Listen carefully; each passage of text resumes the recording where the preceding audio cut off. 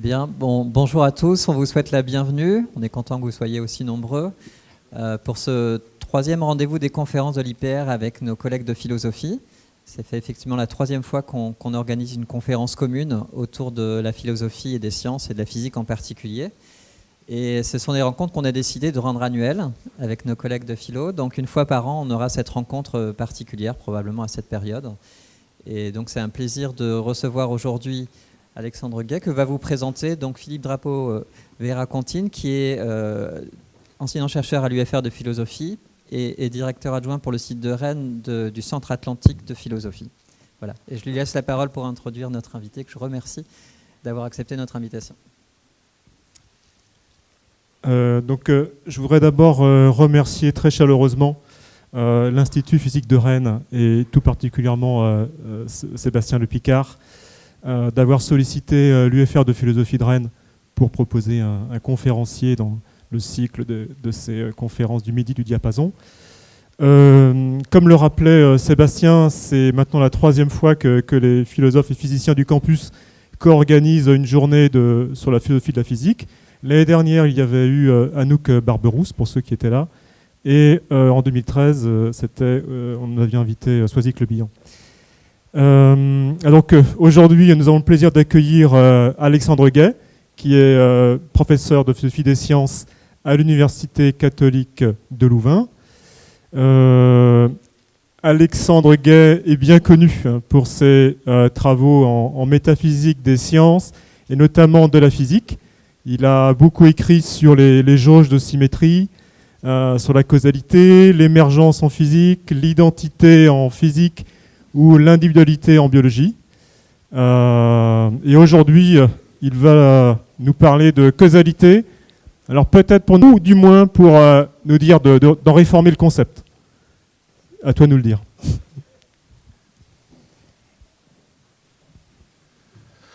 C'est bon, vous m'entendez bien? Alors, vous allez vous habituer à l'accent, ça va aller.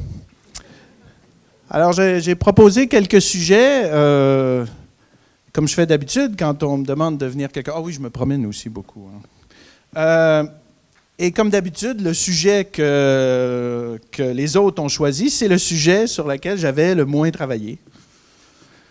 Et donc, depuis que j'avais soumis ce sujet, j'ai travaillé avec le postdoc Vincent Ardourel, et le produit de ce travail, c'est ce papier qui est sous presse. Donc, je vous présente des choses qui sont un peu boiteuses. Hein. Bon, tout ce qui est brillant dans ce papier, ça a été écrit par Vincent. Tout ce qui est un peu... Oui, c'est de moi. Ah. Ça, vous allez voir, hein, si un jour vous allez être professeur, le talent d'un professeur, c'est de s'adjoindre d'excellents postdocs. OK. La causalité. Alors, la causalité, quand on y pense, c'est un concept surprenamment complexe. Hein? Regardez quelques exemples d'usage de causalité dans la vie courante. Hein? Ma plante est morte parce que je ne l'ai pas arrosée. Je suis la cause de sa mort. Alors ça, c'est franchement bizarre. Quand on y réfléchit 2 minutes, l'absence d'une action est une cause. Alors, c'est pas j'ai poussé sur la plante, c'est j'ai rien fait. Hein? Le stress au travail me fait des ulcères. La découverte du stress comme une cause de certains problèmes de santé est une grande découverte scientifique, mais le stress, comment ça cause quelque chose? D'un autre côté, hein, les aurores boréales sont le produit de l'interaction du vent solaire avec la haute atmosphère. Là, on semble être dans quelque chose qui est à la fois nomologique, nomos hein, pour loi, à la fois des lois, mais à la fois quelque chose d'un peu mécanique. Et bien sûr, la chute du baromètre est corrélée à la tempête, mais n'en est pas la cause. Donc, même dans le langage de la vie courante, on essaie de faire la différence entre corrélation et cause. Donc, cause, c'est corrélation plus quelque chose. Qu'est-ce que c'est que ce plus quelque chose? Donc, ça, c'est le plan de match. Donc, comme je ne suis pas devant un public de philosophes, je vais mettre quelques éléments historiques. Moi, je ne suis pas un historien de la philo, mais donc s'il y a des historiens de la philo dans la salle, je vais martyriser l'histoire de la philo, juste pour vous donner un contexte historique, pour comprendre pourquoi les philosophes s'excitent et sont si intéressés par la causalité. Après, je vais vous présenter les 2 grandes théories dominantes sur la causalité actuelle, les 2 grandes théories philosophiques. Bon, il y en a d'autres, mais ce sont les dominantes. Après, je vais vous présenter de la physique, vous allez être content. L'effet Aharonov-Bohm, qui est un contre-exemple à la théorie du transfert, qui est ma théorie préférée. Et après, je vais vous présenter ma théorie, qui est une espèce de machin, qui s'appelle la théorie causalité mondiale interactionniste. Alors, je vous mets des commentaires, hein, ça vient juste d'être publié. Intriguing and suggestive. Appealingly weird. I really liked and really did not like this paper. 2 de ces commentaires viennent des referees qui ont finalement accepté le papier. Je vous laisse deviner lesquels. Donc, c'est un machin. C'est un machin, ça commence. On essaie quelque chose. OK. Historique, un peu d'histoire de la philo. Alors, la causalité, c'est un vieux concept. On retrouve ça chez Aristote. Il y a des pouvoirs causaux dans la nature, il y a des dispositions, il y a des tendances. On emploie des mots comme produire, propager, interaction.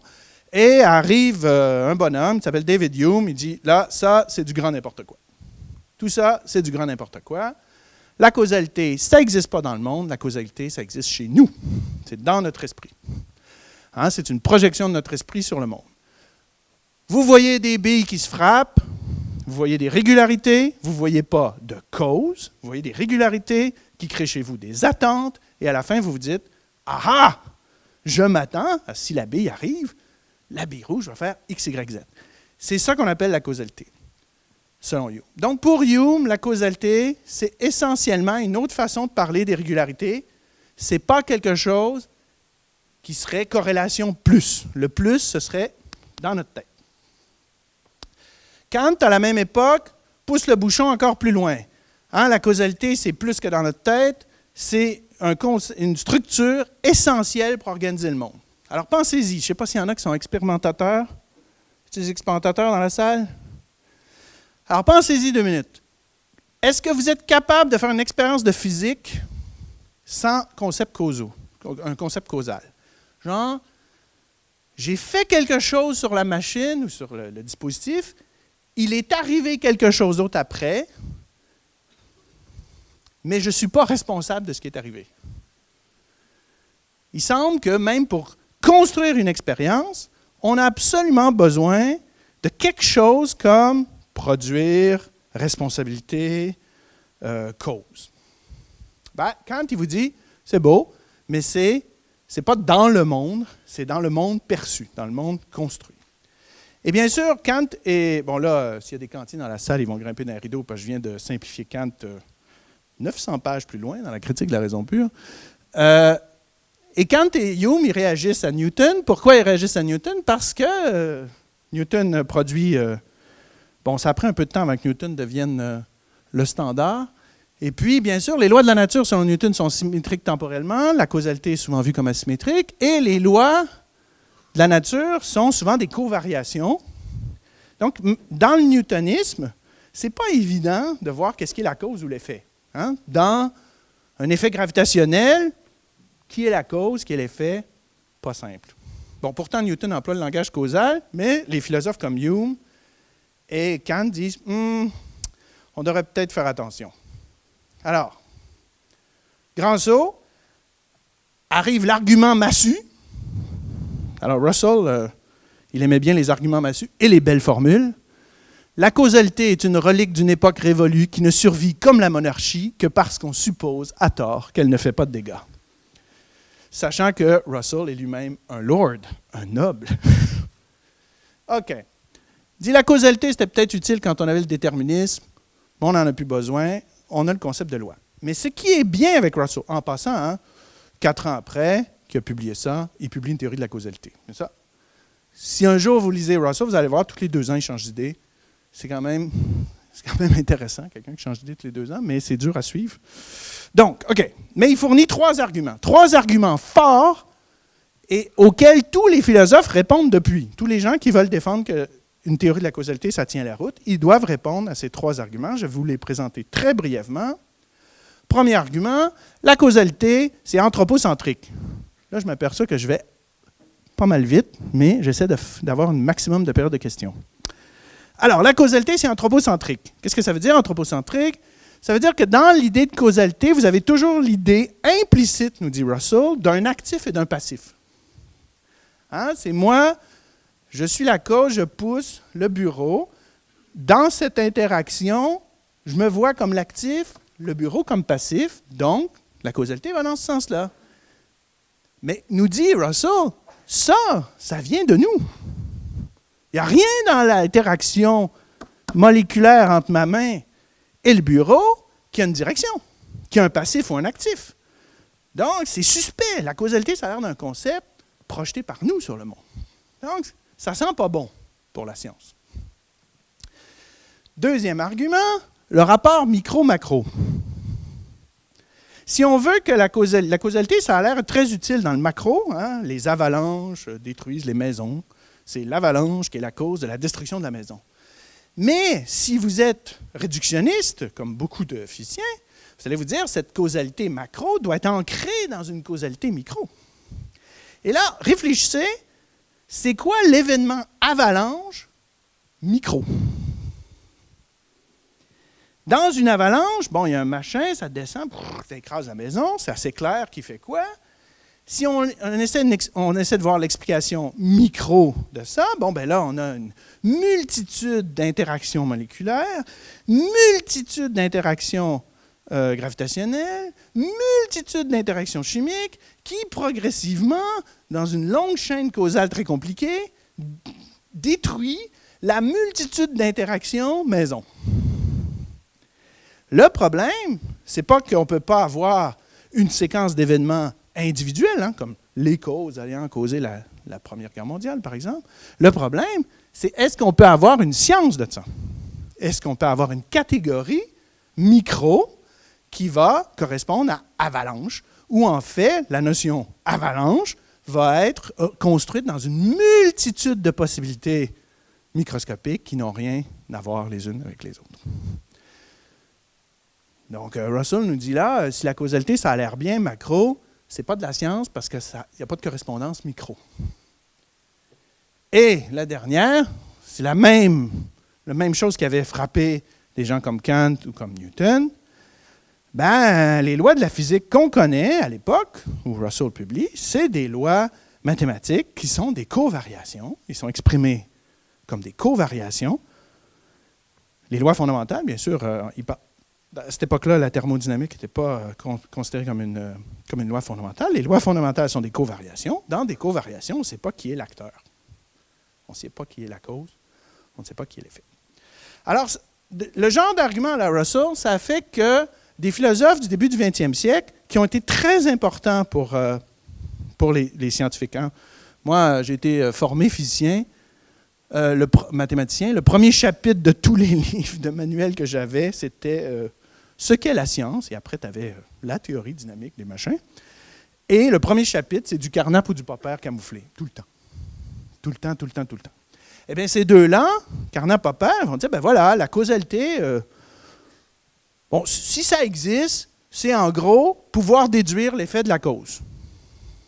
Donc, ça devient quelque chose de mécanique, ça devient quelque chose de dans la représentation.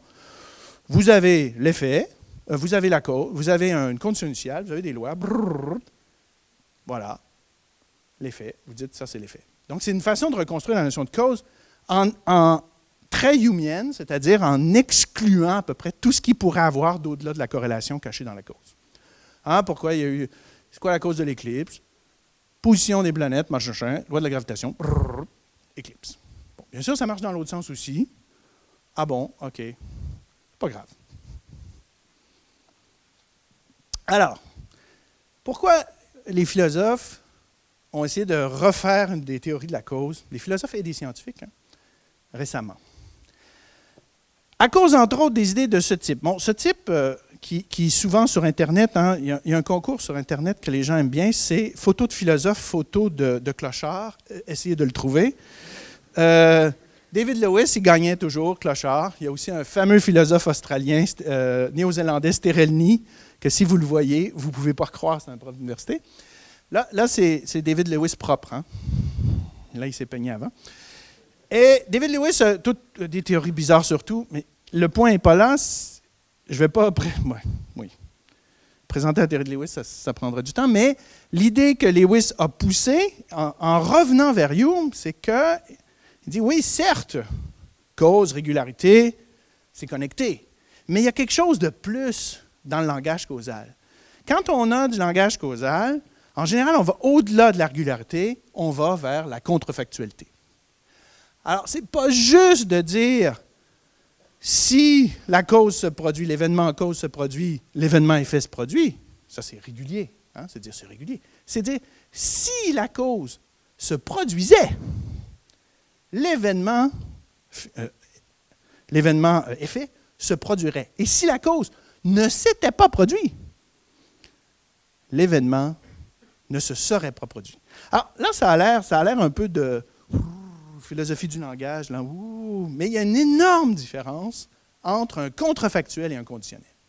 Quand je dis, si j'avais pris ce cube de sucre et je l'avais mis dans mon café, ce serait dissous. C'est vrai, même si je prends ce cube de sucre, je le détruis, ça n'arrivera jamais, mais je dis que c'est vrai pareil, contrefactuellement. Je suis en train de dire quelque chose sur un monde possible. Dans un monde possible qui ressemble à notre monde, s'il y avait un type comme moi qui avait pris le sucre, il l'aurait mis dans le café, il serait dissous dans ce monde-là. Mais ce n'est pas ce qui s'est produit ici.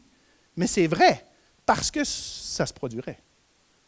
Donc, quand on est dans les contrefactuels, on se rend compte qu'il y a quelque chose de plus. Il y a quelque chose de peut-être possiblement plus que la régularité.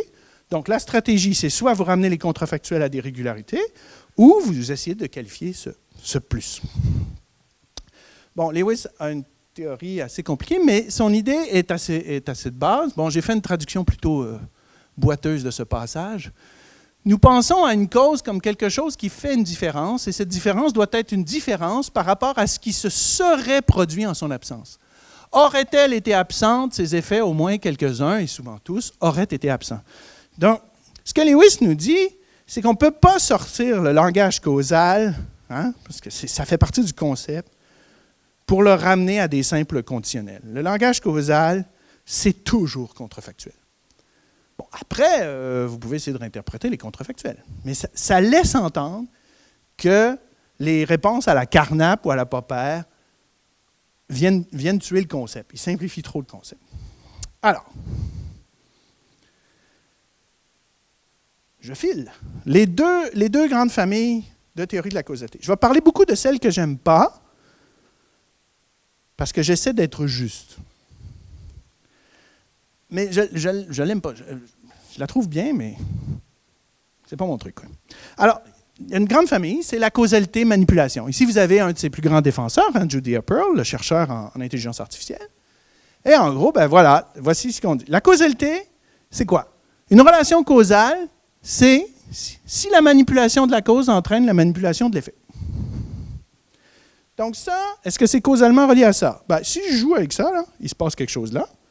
Puis si je joue avec ça, il ne se passe rien là. Ça, c'est causal. Alors, en fait, il a fait des théorèmes, hein, il y a des trucs géniaux que Pearl a fait avec cette idée, mais et c'est une vieille idée qui vient de l'ingénierie, en fait. Mais c'est clairement anthropocentrique, ce machin-là. Donc, comment ça résiste aux arguments de Russell? Si je manipule. Alors, des philosophes comme Price et Menzies, en passant, Price, c'est lui qui a la chaire qu'occupait Russell à Cambridge, ben, ils disent, oui, dans le concept de causalité-manipulation, il y a le concept d'agent. Hein, il y a un agent, et s'il y avait quelqu'un qui faisait ça, bon, ça peut être quelqu'un ou ça peut être n'importe quoi, mais il y a quelque chose comme un agent, un acteur, il faisait ça, ben, il se passerait quelque chose là. Bon, dans l'un de leurs premiers papiers, ils ont même dit que ça prenait un agent libre parce qu'il pourrait avoir des problèmes, comme vous connaissez en physique quantique, sur le superdéterminisme. Hein, si le fait que vous mettez le détecteur à tel endroit est lui-même déterminé par des événements précédents, est-ce que vous avez vraiment une corrélation de belles machins chouettes? Donc, ils ont mis agent libre là. Et bien sûr, il y a des problèmes. Les phénomènes qui ne sont pas manipulables, en principe, ne pourraient pas être des causes. Donc, si vous avez une désintégration nucléaire, par exemple, tous les événements qui se passent après ne sont pas causés par la désintégration. Parce que la désintégration est un phénomène non manipulable en principe. Bon, c'est un peu bizarre aussi, mais bon, ça fait partie du coût à payer de cette théorie. Bien sûr, le vrai problème, c'est manipuler. Est-ce que ça ne veut pas dire causer? Alors là, il y a des centaines d'articles pour s'en sortir.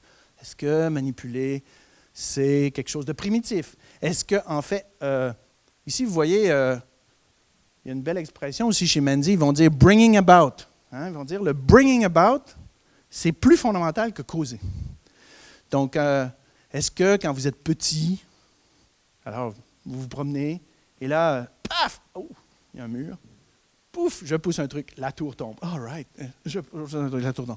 Donc, vous capturez le concept de bringing about, d'engendrer par votre action, et en fait, la causalité serait une espèce de généralisation abstraite de ce que vous faites quand vous êtes petit. C'est une des façons de répondre à la chose.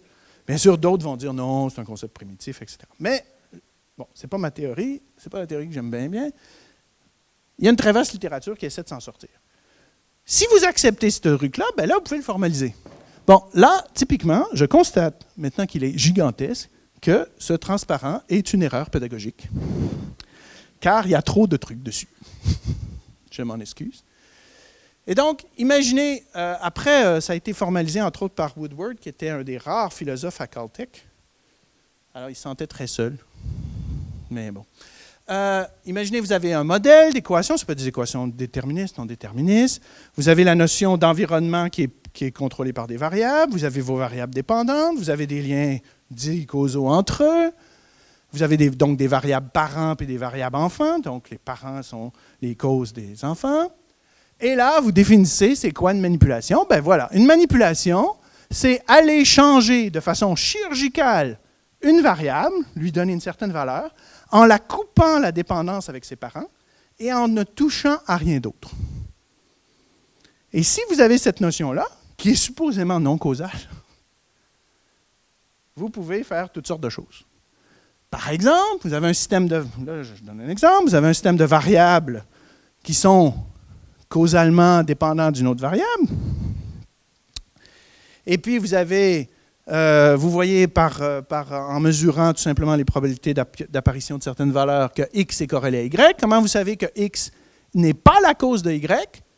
Eh bien, vous faites une manipulation. Hein, chirurgicalement, vous allez fixer cette variable-là, vous coupez le lien causal ici, et vous regardez si ça change quelque chose sur Y. Ça ne change rien, donc ce n'est pas causal. Ce qui est vachement bien, c'est que cette idée, qui a toutes sortes de problèmes philosophiques, certes, est très efficace. Par exemple, vous pouvez choisir ces deux systèmes. Vous avez deux systèmes comme ça. Si je choisis bien mes paramètres linéaires, ces deux systèmes sont indistinguables par mesure. Hein? Si vous mesurez X, vous regardez c'est corrélé à Y, vous regardez c'est corrélé à Z. En choisissant bien les valeurs en haut, ces deux systèmes sont indistinguables. Mais ils ne le sont pas du point de vue causal. Parce que si je manipule Y et je coupe le lien aux parents, je vais voir qu'il y a un effet sur Z, mais si je manipule Y ici, je vois que je n'ai pas d'effet sur Z. Donc, en fait, cette définition de causalité-manipulation, elle est extrêmement efficace. Maintenant, on essaie d'apprendre à des machines à le faire sur des grosses bases de données pour trouver, par exemple, les facteurs causaux au cancer, des trucs comme ça. Mais le problème, c'est comme définition de la causalité, ça semble circulaire. Les problèmes n'ont jamais été éliminés. Ils sont toujours là. Ça semble davantage une théorie pour détecter les liens causaux qu'une théorie qui définit la causalité. Alors, qu'est-ce qu'on va faire si vous avez une tendance physicienne et vous voulez avoir une théorie de la causalité? Donc, j'ai parlé beaucoup de l'ennemi, mais c'est parce que ça marche bien quand même. Hein? Mais c'est juste que ça ne définit pas bien la causalité. Alors, Wesley Stallman dit, bon ben voilà, une bonne théorie de la causalité, en physique, remplirait ce cahier de charge. Quel cahier de charge? La causalité doit être un fait objectif, ça ne doit pas être juste chez nous. Sinon, ben, autant s'en passer. La causalité doit être contingente. Elle ne doit pas être nécessaire, sinon c'est une loi. Et puis les lois et les causes, on veut que ça soit quand même des concepts séparés. Notre théorie de la causalité doit être compatible avec l'indéterminisme, parce qu'après tout, on a beaucoup d'indices que le monde est indéterministe. Peut-être qu'il l'est, peut-être qu'il ne l'est pas, mais dans tous les cas, on ne veut pas que la théorie soit dépendante de ça. Notre théorie doit être indépendante du temps. Hein, si ce qui est, pas une définition de cause, change dans l'histoire de l'univers, on est mal parti pour faire des prédictions. Et notre théorie doit être compatible avec l'exclusion de par Hume des pouvoirs occultes. On n'aime pas quand on pose des machins qu'on ne peut pas mesurer. Alors, si vous dites la causalité, c'est une disposition, une tendance de la nature à faire blablabla. Non. Ça ressemble. Vous allez finir par mettre Dieu comme cause quelque part, puis ça, c'est pas bon. Oh, ça s'en va sur Internet, et je suis à l'Université catholique de Louvain. Oups. OK. Un exemple de théorie qui remplit le cahier de charge de Solomon, l'exemple de Doe. Alors, un processus, c'est en deux définitions. Un processus causal est une ligne d'univers d'un objet qui possède une quantité conservée.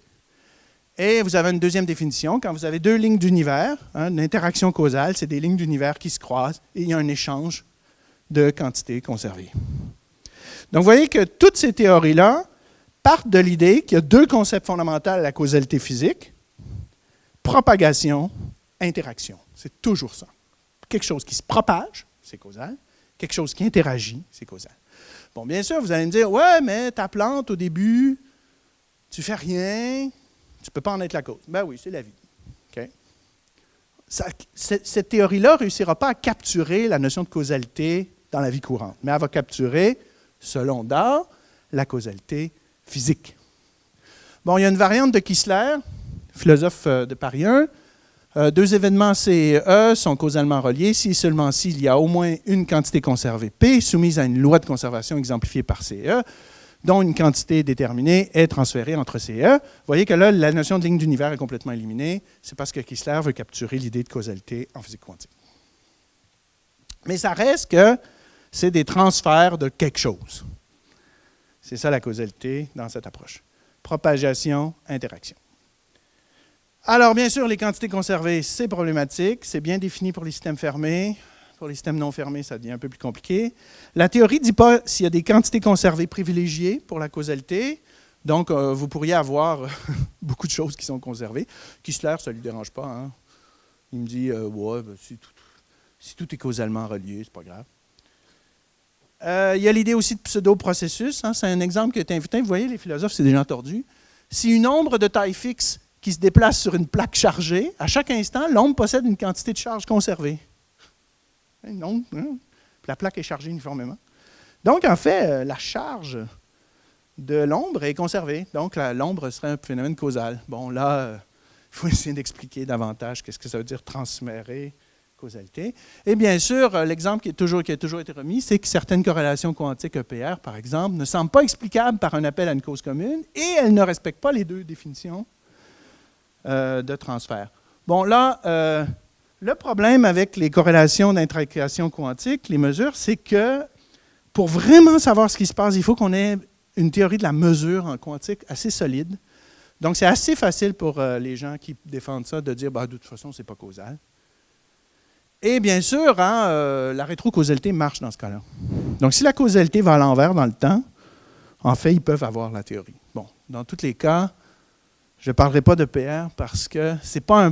Je ne pense pas que c'est un contre-exemple très propre. OK. Ça va? Trop vite? Pas assez vite?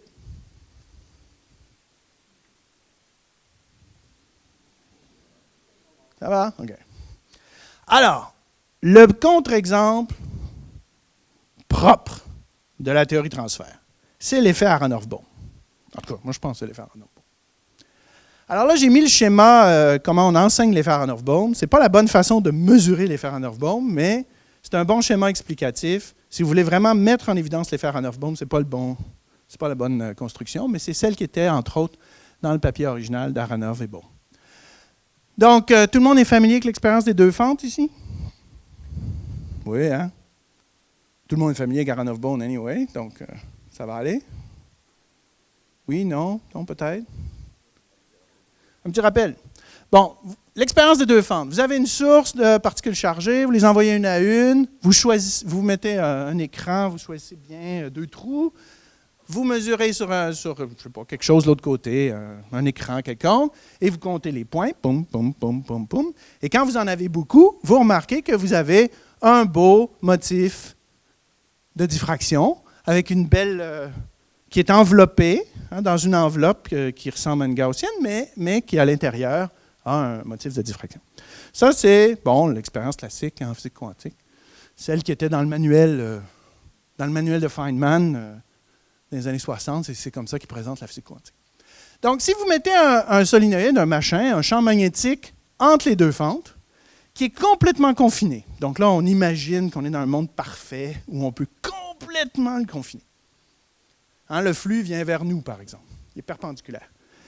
Bien là, vous refaites votre expérience, vous vous apercevez que le pattern, le motif de diffraction bouge, donc il y a un changement de phase, mais pas un changement d'enveloppe. Ça, c'est important. Le motif garde la même enveloppe, mais la phase change. Et ça va être important pour l'argument.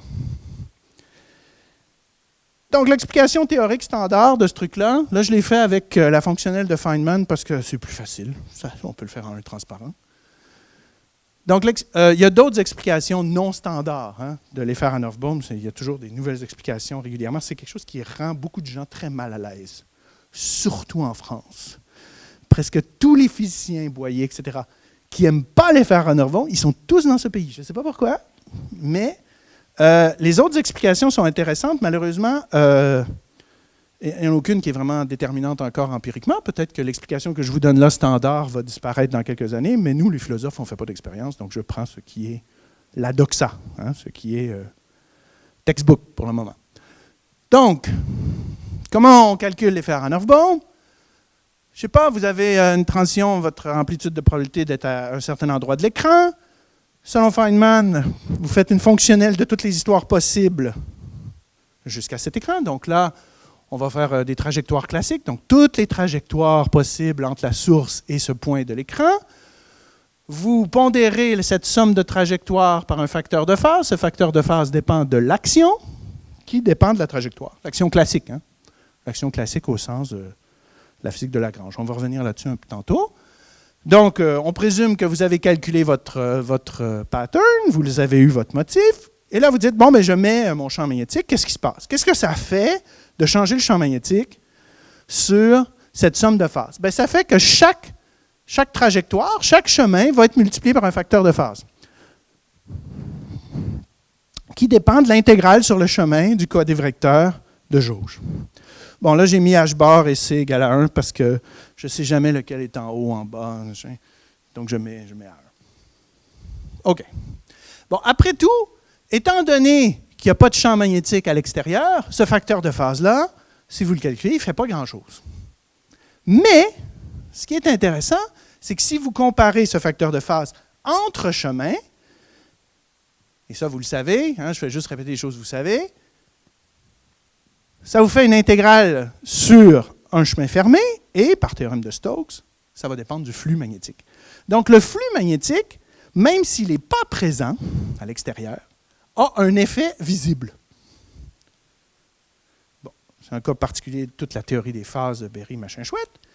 Mais ce qui est intéressant pour nous, quand on réfléchit causalement, c'est qu'on peut montrer que parce que l'enveloppe du pattern ne change pas, aucune transmission d'énergie n'est faite vers le truc, aucune transmission d'émulsion, aucun échange d'une quantité conservée.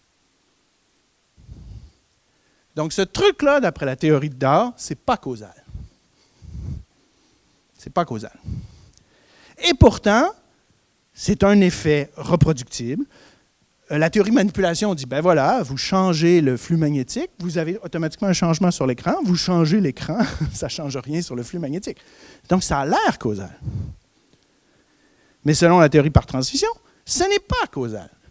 Alors, pourquoi? Bon, soit la réponse standard, typiquement referee numéro 1, ce n'est pas un effet causal. Donc, pourquoi tu t'acharnes à vouloir le voir comme un contre-exemple? C'est peut-être pas causal, c'est peut-être comme EPR. Mais c'est justement pas comme EPR. Parce qu'on peut transmettre de l'information avec ce machin-là. Vous pouvez, en jouant sur le flux magnétique, changer un peu le pattern, puis coder quelque chose. Si je le change de temps, c'est 0, si je le change de 1. Et donc, transmettre de l'information, contrairement à EPR. Et transmettre de l'information, pour beaucoup de physiciens, c'est suffisant pour voir un lien causal. Est-ce que l'information, c'est une quantité conservée? Et donc, ça serait ça qui serait transmis de du solénoïde vers l'écran. Bon,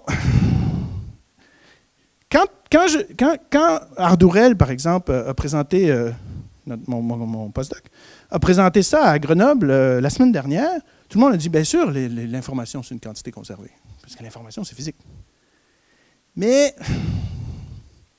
c'est pas clair, c'est une information. L'information sémantique, par exemple, est-ce que c'est une quantité physique? Est-ce qu'il y a des lois de conservation de l'information? Peut-être, mais pas dans la théorie de l'information qu'on a pour le moment. Hein? Si vous prenez des théories d'ingénierie d'information, vous avez un facteur d'ordre, mais vous perdez toute la sémantique, tout ce qui fait la richesse de l'information. Mais du moins, c'est suffisant, la transmission d'informations, pour nous convaincre, moi et Ardourel, qu'effectivement, c'est un effet causal. Mais c'est un effet causal selon la théorie de manipulation, mais pas selon la théorie du transfert. Mais c'est un effet causal purement physique. Donc, ça devrait être pris en compte par la théorie du transfert. Donc, j'ai 12 minutes pour vous convaincre que c'est un effet causal transfert 2.0. Si on regarde dans la littérature, il y a 3 types d'explications ontiques sur qu'est-ce qui se passe dans l'effet Aharonov-Bohm. Il y a soit des gens qui disent « Ah voilà, c'est une action à distance ». Il y a une action à distance entre les charges dans le solénoïde et l'écran. Ou encore, ça c'est la doxa, celle que j'ai le plus vue, c'est l'action d'un champ local, une action locale d'un champ local. Donc en gros, A est physique. Hein, le quadrivecteur de jauge est physique. Ou encore, c'est le résultat de l'action locale d'une entité non locale. Alors, regardons ça brièvement. Bon, on a introduit les champs physiques pour ne plus avoir l'action à distance. C'est quand même un peu inconfortable de dire qu'on va réintroduire l'action à distance et garder les champs physiques en même temps.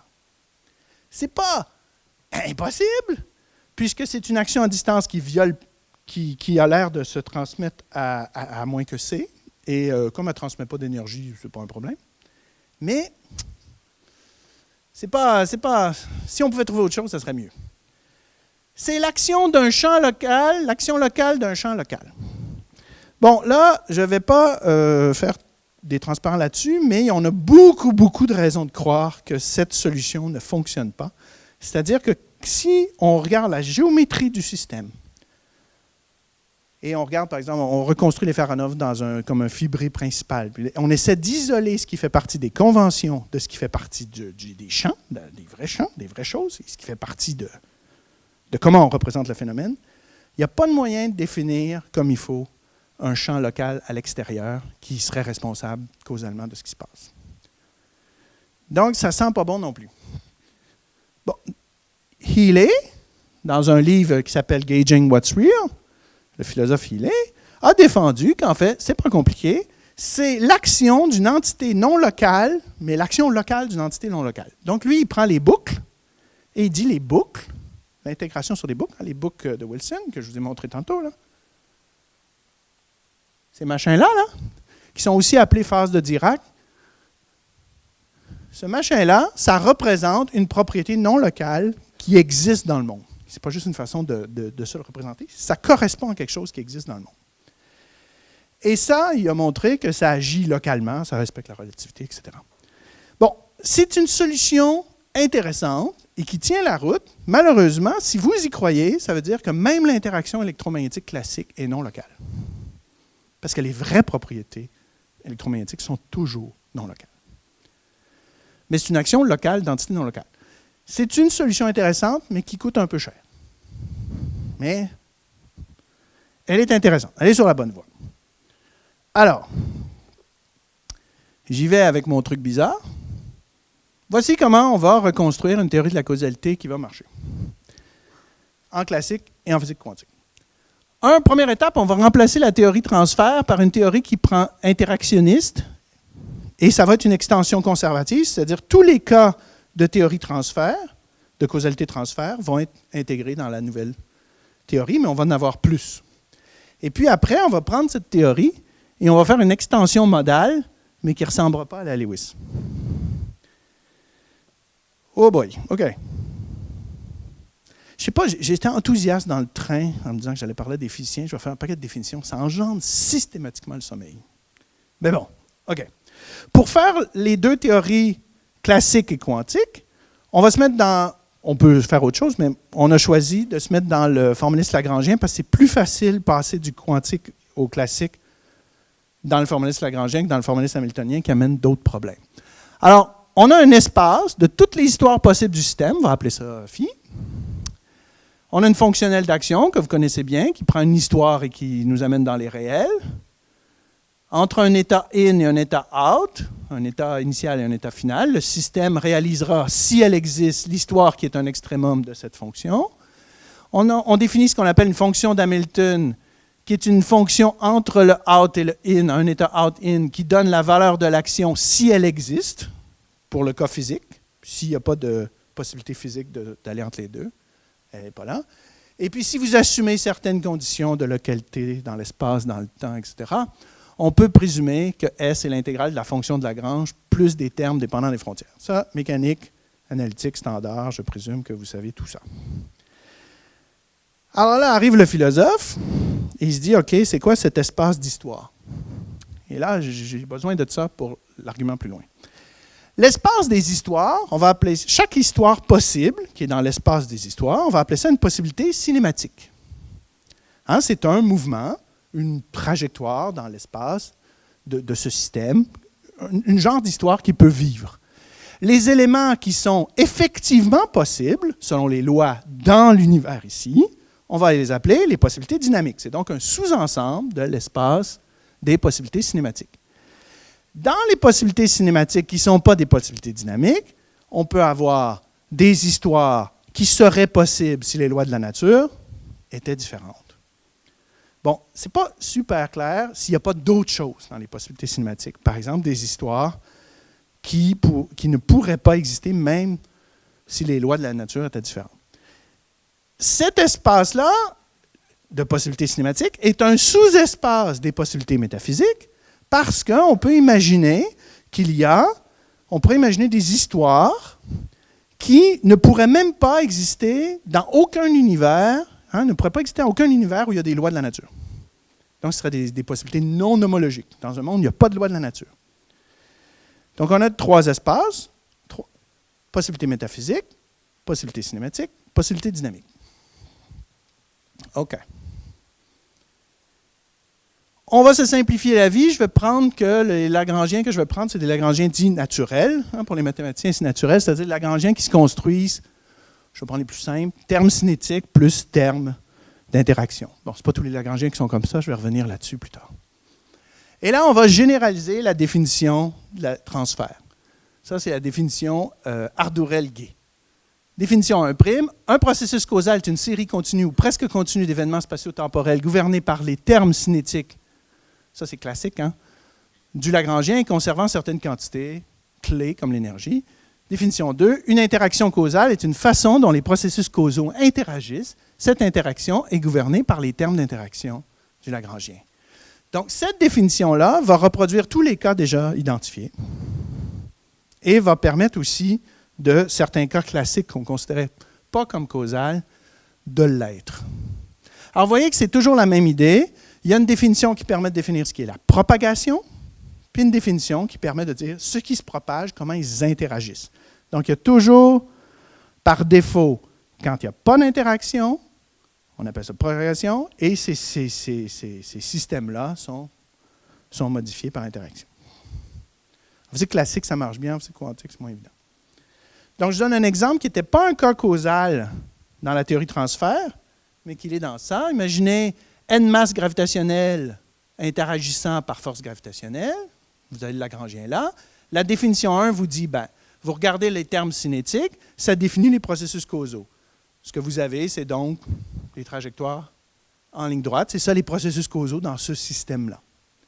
Vous regardez les termes d'interaction qui modifient les processus causaux, interagissent, et c'est ça que vous allez appeler interaction. C'est l'autre partie de la causalité. Quand vous mettez les deux ensemble, vous pouvez même avoir des systèmes, par exemple un système d'orbite. Dans un système d'orbite, il n'y a pas d'échange net d'énergie, de quantité conservée. Ce n'était pas un cas de causalité selon la causalité transfert. Là, ça va l'être Parce que dans une certaine mesure, vous avez les trajectoires mécaniques comme processus causal, et puis les modifications de trajectoire comme interaction. Donc, je fais juste ontologiser beaucoup d'intuitions physiques qu'on a par ailleurs. Et les Lagrangiens qui ne sont pas naturels, comme le Lagrangien topologique de Chern-Simon ou le Lagrangien d'Einstein-Hilbert, je vais les mettre sur le tapis parce que ce n'est pas évident qu'on peut même définir la causalité dans ces systèmes-là. Par exemple, dans le langage le Lagrangien d'Einstein-Hilbert, pour la relativité générale, à cause du problème du temps que ce Lagrangien a, ce n'est pas évident même qu'on peut définir la causalité.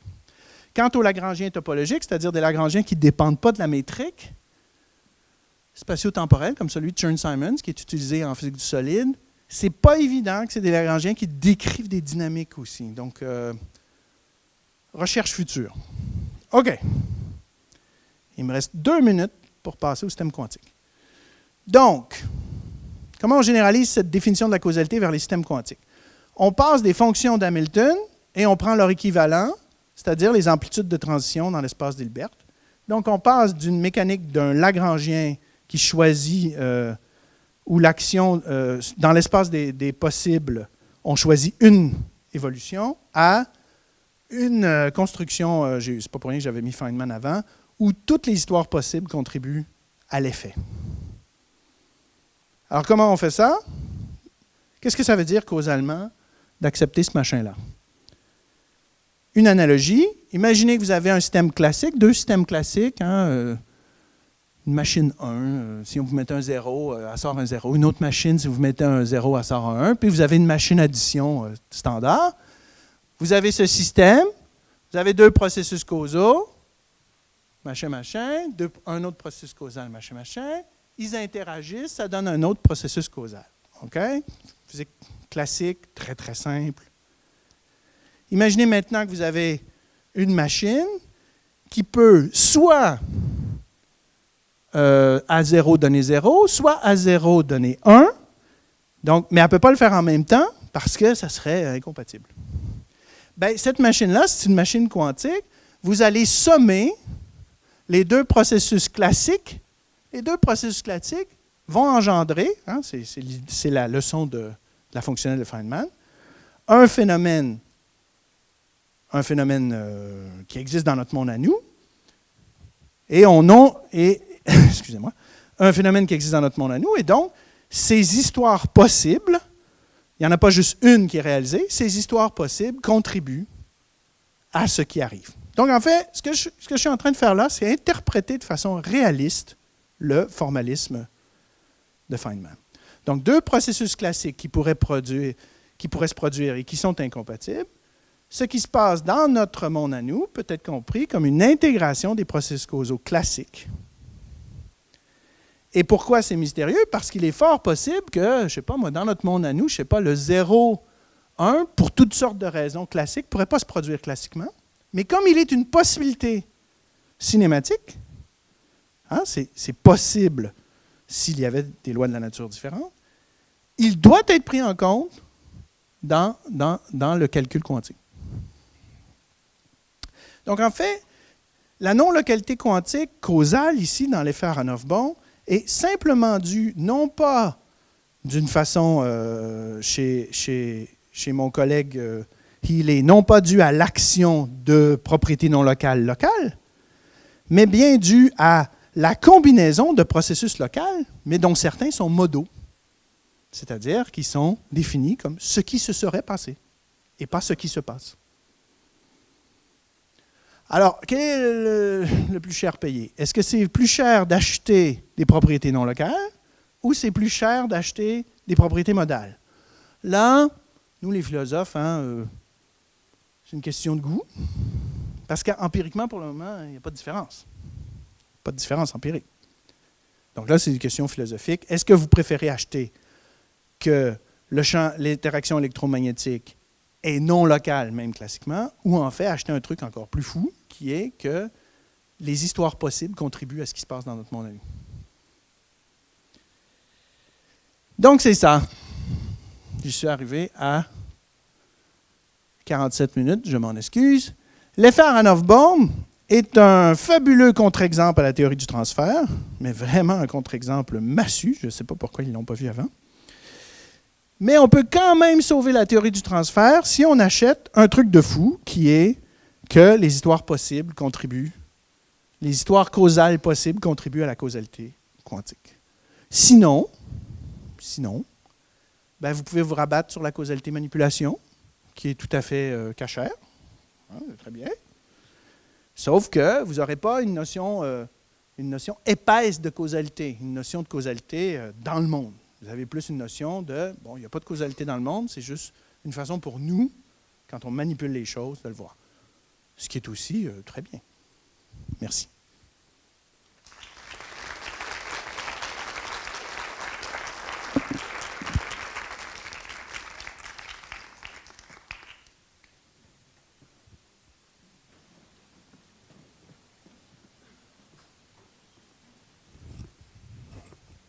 On va passer aux questions et donc je vais pouvoir vous donner le micro à ceux qui souhaitent poser des questions. Vous pouvez lever la main si vous avez une question.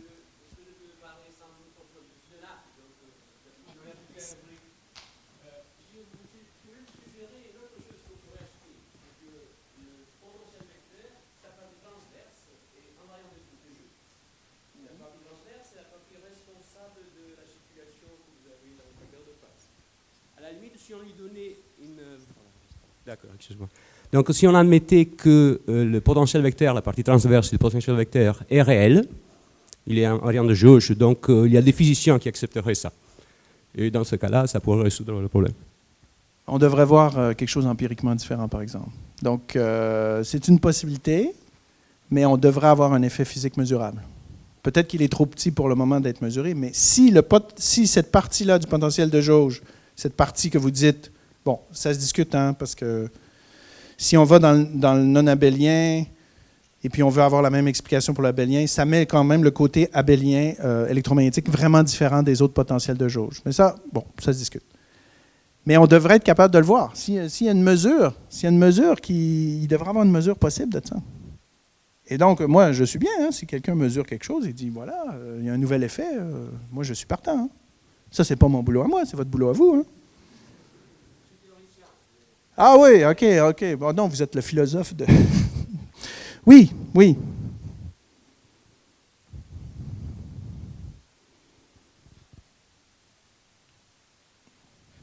Alors, est-ce qu'il y a d'autres questions? Vous auriez dû choisir un autre sujet. Hein?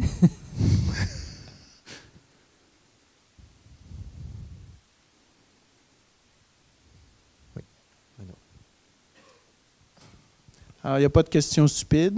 Il y a des gens stupides qui ne posent pas de questions.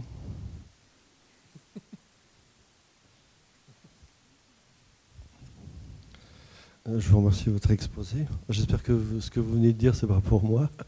Non, je plaisante. Est-ce qu'on ne peut pas imaginer que vos notions philosophiques de causalité émergent de quelque chose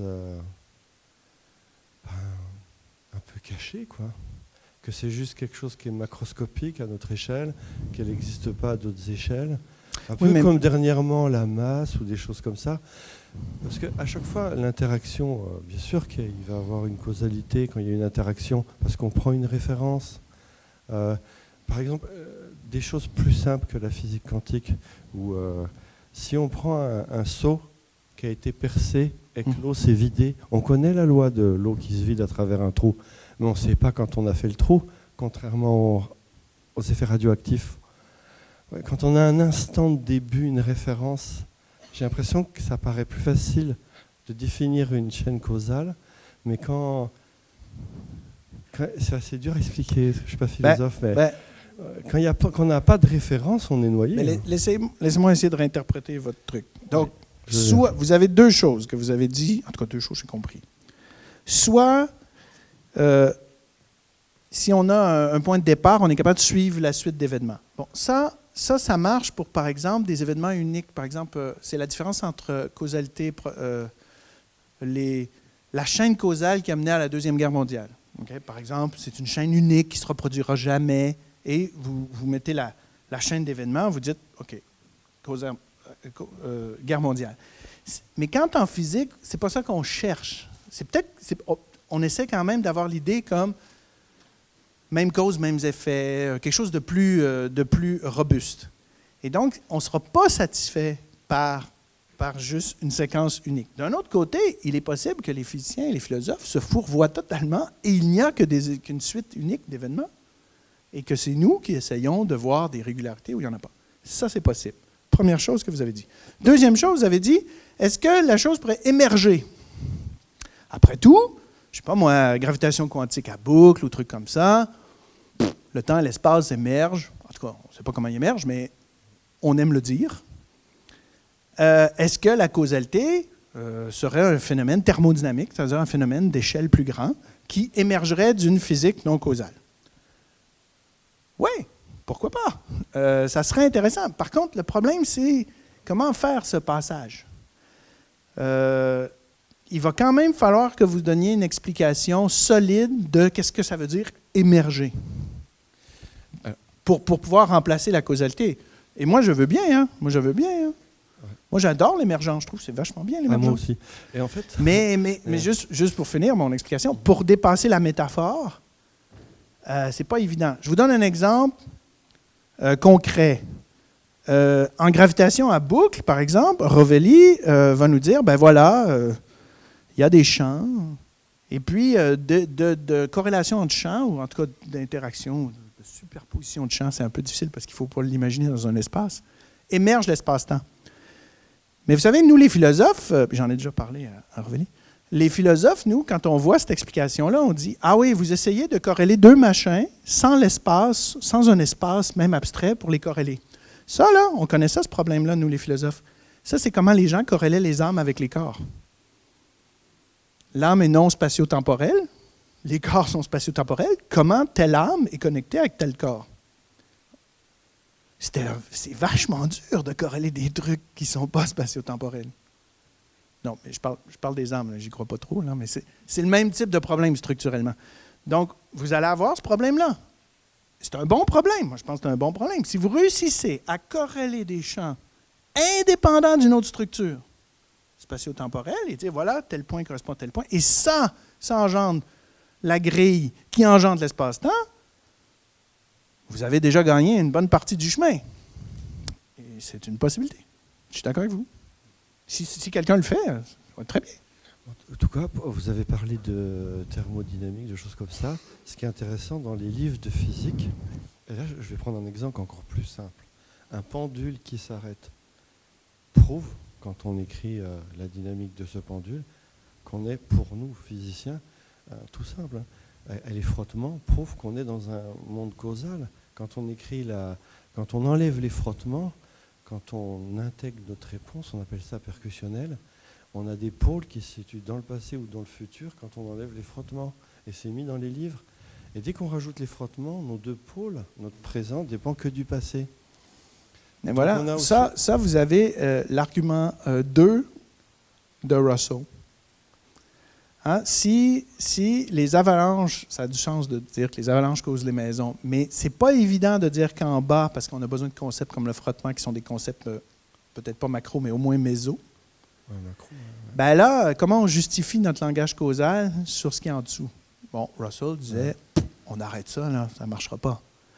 C'est sûr que toute la tentative causalité-manipulation, causalité-transfert, c'est des gens qui veulent essayer de répondre à ça. Ils veulent avoir une théorie de la causalité qui va marcher à toutes les échelles, idéalement. Hein, idéalement. C'est ça le but.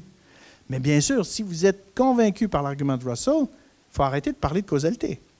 Complètement, dans la théorie. Complètement. D'un autre côté, les arguments kantiens sont toujours là. On a besoin de la causalité pour organiser l'expérience. Donc là, la physique serait un peu schizophrène. Hein? Expérimentalement, vous avez besoin de plein de concepts chargés. Causalité, machin, stabilité, machin. Théoriquement, tous ces concepts-là seraient interdits. Et comment ça connecte? Ouais. Okay. Je vous remercie.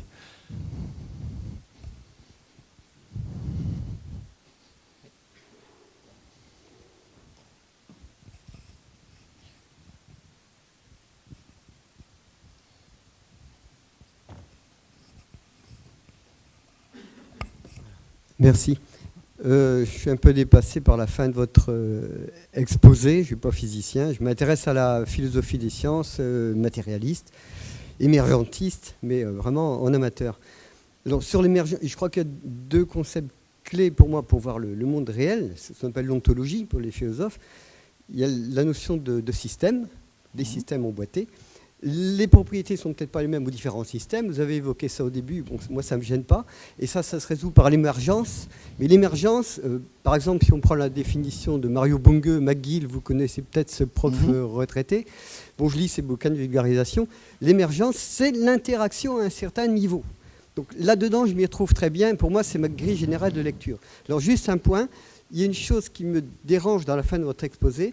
C'est, plus généralement, chaque fois qu'on fait appel, des philosophes ou des sciences font appel à des mondes possibles, à des univers qui n'existent pas, ou des choses qui pourraient s'expliquer dans d'autres univers. Et si j'ai l'impression que vous voulez intégrer ça dans une explication, moi, je bloque là-dessus. Ça ne correspond pas à mon ontologie matérialiste, réaliste, générale. Alors là, il y a 3 points qui mériteraient une conférence. OK, sur le dernier point, quand on parle de monde possible, il ne faut pas s'énerver, ce n'est pas le multi-univers des physiciens de supercorde. Là. On fait juste parler de situations qui pourraient arriver. Okay? Vous pouvez être réaliste envers ce monde possible ou non. Bon, je comprends votre malaise, parce que cette approche-là dit quand même que des choses qui ne sont pas actuelles contribuent à ce qui se passe. Mais c'est ça où... Pour la physique quantique, vous trouvez autre chose. Hein? Soit vous êtes Baumien, soit vous êtes machin. Hein? Parce que pour résoudre le problème de la mesure en physique quantique, toutes les explications sont folles. Toutes celles qui tiennent la route sont folles. Bon, pourquoi pas? OK. Ça, c'est bon. Le physicien a trouvé la solution au problème de la mesure, puis après, on en reparlera. Pour la question de l'émergence. Bon, les systèmes emboîtés. Je sais que l'idée de composition est très forte. Hein? On se dit toujours, bon, il y a des systèmes, puis là, il y a des systèmes, puis là, il y a des systèmes dans des systèmes, puis ça marche. Et la théorie de Bungé générale des systèmes, c'est ça. D'un autre côté, si vous êtes physicien des particules, physicien quantique, l'idée de système emboîté, vous êtes un peu mal à l'aise avec ça. Parce que l'intrication, ça ne sent pas très système emboîté. Et c'est pire avec l'idée de théorie effective. Ce que Bungé ne pouvait pas anticiper au moment où il a écrit son œuvre. L'idée de théorie effective aujourd'hui, c'est que les théories physiques sont toujours contextuelles. Elles sont toujours dépendent des conditions. Il y a toujours le problème des états intriqués, etc. Ça dépend comment ça va être mesuré. Donc, la définition des états d'un système dépend de ce qui se passe en dehors du système. Ça donne plus une image holiste de la réalité, hein, que la réalité est toute reliée, qu'une image emboîtée. Donc, la métaphysique de la composition, de voir les trucs comme composés, ce n'est pas exclu par ces approches-là, mais la physique semble pointer dans une autre direction. OK, l'émergence. Bon, l'émergence, si vous rentrez émergence dans Physical Review, vous allez avoir des milliers d'occurrences en ce moment et ça monte avec le temps. Hein. Là, maintenant, les physiciens qui détestaient l'émergence, parce que ça, c'était le truc que les biologistes disaient qu'il existait. Quoi. Ils disaient, non, on est tous réductionnistes. Maintenant, les physiciens adorent l'émergence, ils emploient le mot émergence. Mais si vous lisez ce qu'ils disent, en fait, ce n'est pas vraiment de l'émergence. C'est juste de la nouveauté. Des fois, il y a de la nouveauté. Mais c'est de la nouveauté réductionniste. Donc, c'est nouveau, mais... C'est comme le nano. Hein? Le nano, il y a quelques années, tout le monde était nano. Même les micro-poudres étaient nano. C'est un peu de la poudre aux yeux. D'un autre côté, est-ce qu'il y a de la vraie émergence? Et ça serait intéressant. C'est-à-dire quelque chose qui est à la fois dépendant et authentiquement nouveau. C'est-à-dire qu'il y aurait une physique qui serait irréductible au premier principe de la physique. Ça serait des cas intéressants. Et ça, on a en ce moment des gens, comme moi, qui défendent qu'il y a des phénomènes physiques qui sont authentiquement émergents, comme l'effet Hall quantique fractionnaire, qui ne peut pas être réduit au premier principe. Ça ne veut pas dire qu'on ne peut pas faire de physique avec, qu'on ne peut pas le reproduire, comme ça, mais si vous voulez modéliser l'effet Hall quantique fractionnaire, vous êtes obligé de faire appel à une physique qui ne peut pas être la même que hors de l'effet Hall quantique fractionnaire. Bon, là, est-ce que l'émergence aurait rapport avec la causalité, il y aurait des nouveaux pouvoirs causaux qui émergeraient et donc il y aurait une causalité contextuelle. Ça ne change rien à ce que j'ai dit. Parce que ça, c'est une théorie de l'émergence. C'est une théorie de la causalité qui devrait s'accommoder des différents cas. Hein? Peut-être que les liens causaux réels dans notre monde sont plus compliqués qu'on pense à cause de l'émergence, mais ça ne veut pas dire que ça c'est pas la bonne théorie. Donc là, il y a la question des comment le monde est structuré selon les liens causaux, s'il y en a, et il y a la question quelle est la bonne théorie de la causalité. Et ça, c'est deux questions distinctes. Le monde peut être très compliqué, et les théories causales peuvent être très simples. Ou l'inverse. Ben, ça me surprendrait l'inverse, mais... Merci. Eh bien, je vous propose de remercier de nouveau Alexandre Gay.